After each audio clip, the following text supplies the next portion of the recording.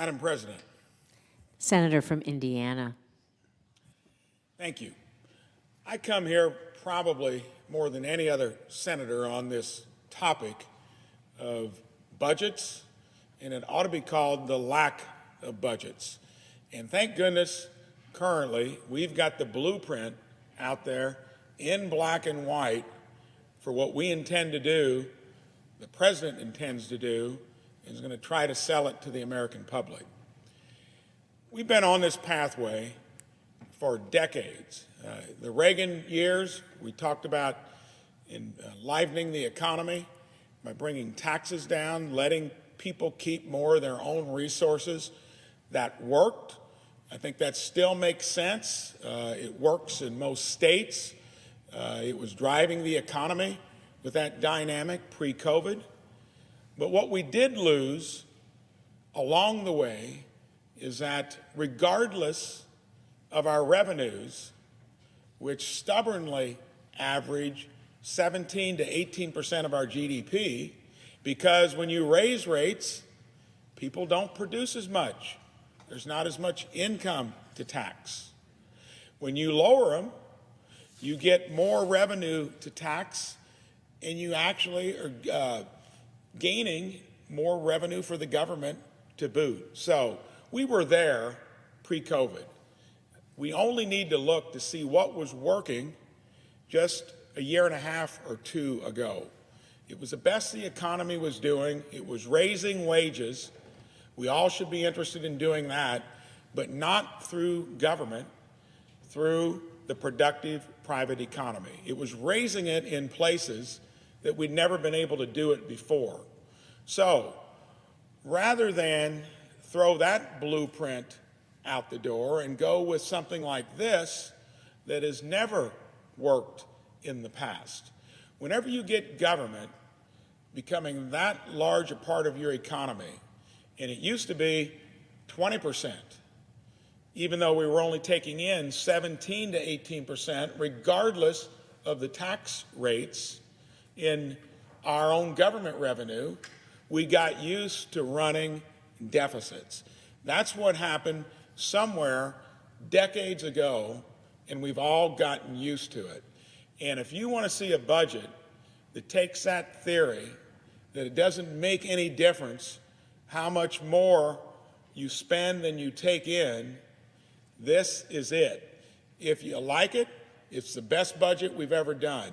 We shouldn't be calling it budgets again, because budgets mean that you live within your means from year to year, like all other entities do. State governments do it.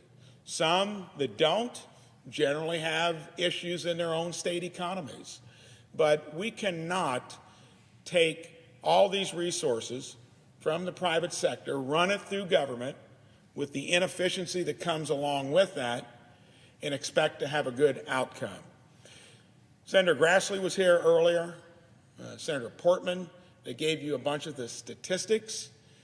I'm going to describe how this shipwreck ends up on the shore over time. And it's just a question of how much we buy into this as a way that we need to run our government, which has not worked over the last 2 decades, from the Gulf Wars, from all the stuff that we try to do through government that we at least used to have pay-fors. The biggest drivers of our current deficits, nobody wants to talk about. It's Medicare, Social Security. We've known that the Social Security Trust Fund was going to go bust decades ago, and it's going to happen here in a little over a decade. And will we do anything to try to change it? That takes political will. Been here a little under 2.5 years, have not found a lot of that. The bigger driver of our structural deficits would be a broken health care system. I, more than any other senator, have talked about that, but not solving it through more government, reforming health care to make them become a true industry that believes in transparency, competition, get the health care consumer involved. We could fix that part of it. Can't get any interest even in my own party for much of that. because we defend a broken healthcare industry.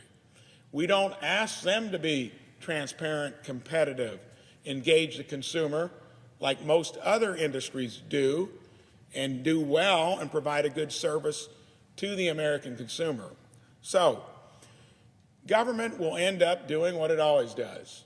It's so easy to borrow from others, spend the money, and you're going to have a sugar high. You're going to feel good, but there's going to be indigestion down the road. And the way it's going to end up is we're going to have calamities within our credit markets. We're going to have people no longer willing to lend us money. We've now taken these trillion-dollar deficits, and they're going to be closer to $1.5 trillion. And this new budget, again, I hate even calling it a budget, is going to add to that, not lessen it. And when you talk about raising revenues, there's even anxiety on the other side of the aisle, because raising taxes never goes well. It generally is tough to get everybody to agree on it, and that means our deficits are going to even be larger. So, is it going to take us to completely deplete the Social Security Trust Fund that we've been paying into since the 30s? Is it going to take depleting the Medicare Trust Fund, which now happens in 5.5 years? And is the American public going to allow us here to keep spending more money than we take in year after year and end up to where the Chinese won't lend us any money down the road? Others won't as well, because our interest is going to be about as much as we pay for defense, and then you're going to have a calamity, and you can blame it on everyone here that thinks this feels good now. When you want to feel good in the future, you make hard decisions in the present.